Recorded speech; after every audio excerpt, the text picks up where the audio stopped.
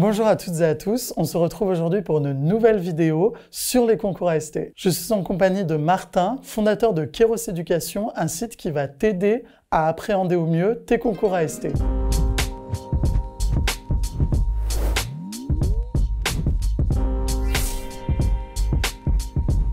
Martin, bonjour.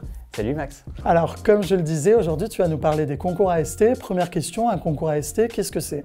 Alors, un concours AST, c'est l'une des 3 voies possibles pour intégrer une école de commerce. Donc, on peut intégrer après le bac, directement dans un programme post-bac. On peut intégrer après une classe préparatoire. Et on peut intégrer donc, en AST au niveau L3 ou M1. Voilà, jusqu'ici, c'était, je dirais plutôt la petite porte d'entrée dans les grandes écoles, mais depuis 2018, c'est une voie qui a vraiment le vent en poupe, qui a cru de manière extrêmement importante, plus 22% depuis 2018. Et aujourd'hui, si on ajoute les AST par la voie française et par la voie internationale, les AST représentent 50% des effectifs des programmes grandes écoles.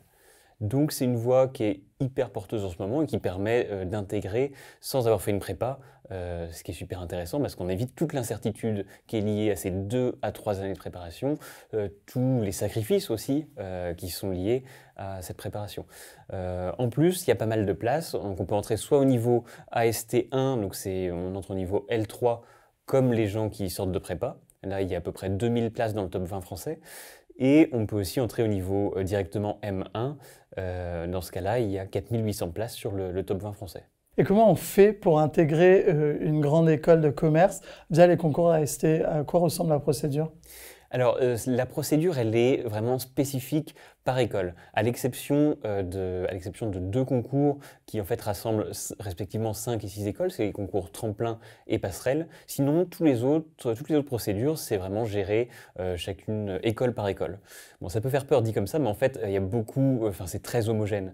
À chaque fois, c'est une admission en 2 phases. D'abord, une phase de présélection sur dossier. Et ensuite un oral qui permet de confirmer, enfin un ou des oraux qui permettent de confirmer et d'être définitivement admis. Donc sur le dossier, c'est un dossier assez classique constitué des relevés de notes, du parcours scolaire, d'un CV, d'éléments de motivation, ça peut être une lettre de motivation, des réponses à des questions assez brèves, et aussi des résultats des tests standardisés, donc des tests d'anglais comme le TOEIC et des tests de management comme le TAJMAJ ou le GMAT. Ensuite, il y a des oraux, un ou des oraux plutôt, au moins un oral de motivation et potentiellement des oraux de langue en anglais ou éventuellement dans la deuxième langue vivante du candidat. Et donc tu nous parlais de tests d'anglais, de tests de management. Est-ce que tu peux nous en dire un peu plus sur ces tests qui sont hyper importants pour le dossier du concours AST? Ouais, alors effectivement, c'est des tests qui sont importants, dont l'importance est quand même assez survendue par les instituts de préparation qui vraiment priorisent beaucoup la préparation qu'ils proposent sur ce sujet en disant voilà, que c'est vraiment ça qui va garantir l'entrée dans les grandes écoles. En réalité, ça représente environ 30% du score total de l'admission, donc c'est important, mais il n'y a pas que ça. Enfin bref, pour revenir au sujet, le test de management, le TAJMAJ, c'est un test en 90 questions qui va vérifier des aptitudes générales dans divers domaines, comme donc des domaines assez littéraires, comme de la lecture, de la compréhension d'énoncés textuels, des compétences de logique aussi, et des compétences un peu plus mathématiques. Alors ça fout souvent la trouille aux candidats, mais en fait, en termes de compétences de maths, ça ne dépasse pas vraiment le niveau de 3e. La vraie difficulté, c'est de gérer le temps, puisqu'on a 90 minutes en tout, 20 minutes pour chacun des 6 sous-tests, et donc ça va assez vite. C'est vraiment une épreuve de maîtrise du temps qui demande de bien être préparé, mais si on la prépare correctement, en y passant à peu près un mois et demi de travail régulier, ça se fait tout à fait. D'autre part, il y a le test d'anglais, donc ça c'est peut-être un peu plus connu, c'est le TOEIC qui est le plus recommandé, qui est un test qui va tester les capacités de compréhension orale et écrite. C'est un test qui dure 2 heures sous la forme d'un QCM de 200 questions. Et tu parlais du fait que les candidats pouvaient avoir la trouille. C'est quoi tes conseils pour qu'on puisse affronter ces concours AST sans trop stresser?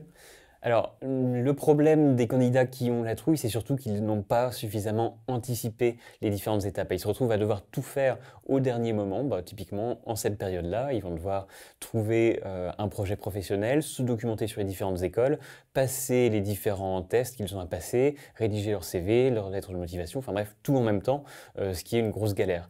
Alors qu'en fait, l'idée, c'est de s'y prendre relativement tôt. On peut commencer par exemple par cibler les écoles dans lesquelles on va postuler dès le mois de septembre, commencer à réfléchir à son projet professionnel dès ce moment-là, commencer aussi à voir qui on va pouvoir solliciter pour être recommandé. Il faut généralement une recommandation académique, ça peut être un ancien professeur par exemple, et une recommandation professionnelle, typiquement un ancien maître de stage. Donc ça, on peut y penser vraiment très tôt.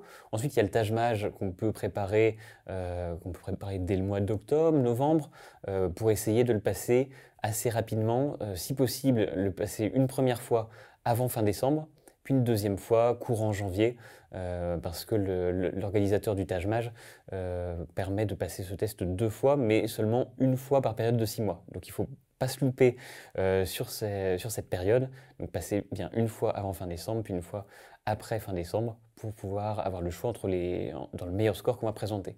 Donc ça permet d'évacuer le Taj-Maj quand même assez vite et de garder la période de janvier-février pour le test d'anglais, puis la lettre de motivation et éventuellement le CV si on ne l'a pas évacué avant. Mais je recommande quand même de le faire avant parce que c'est plus pratique. Et j'imagine que ça a un coût. Combien ça coûte d'intégrer une école de commerce via les concours AST? Alors c'est un coût qui n'est pas mirobolant, mais bon, il vaut mieux quand même l'anticiper. Il y a 3 choses en fait dans ce coût. Il y a d'abord les frais de dossier que vont facturer les différentes écoles. Ça varie quand même assez grandement. Ça peut aller de 60 € par école à 180 € suivant les différentes écoles. Donc il y a cette première chose. Deuxième chose, c'est les frais pour passer les tests. Passer le Taj-Maj en France métropolitaine, ça coûte 70 €. Si on le passe 2 fois, donc il faut multiplier par 2, ça fait 140 €. Jusqu'ici, tout va bien. Il y a le test d'anglais aussi qui coûte environ 160 €. Et troisième chose, il y a également les manuels à acheter pour pouvoir se préparer correctement. Donc ça, il faut compter environ 40 € par manuel. C'est mieux d'en avoir 2 pour le Taj-Maj pour pouvoir avoir une banque d'épreuves suffisamment conséquente, plus le manuel pour le TOEIC. Enfin voilà, ça représente quand même une somme qui peut être conséquente si on passe beaucoup d'écoles, d'où l'intérêt de cibler quand même assez précisément les écoles qu'on va passer. Merci beaucoup Martin. Merci à toi.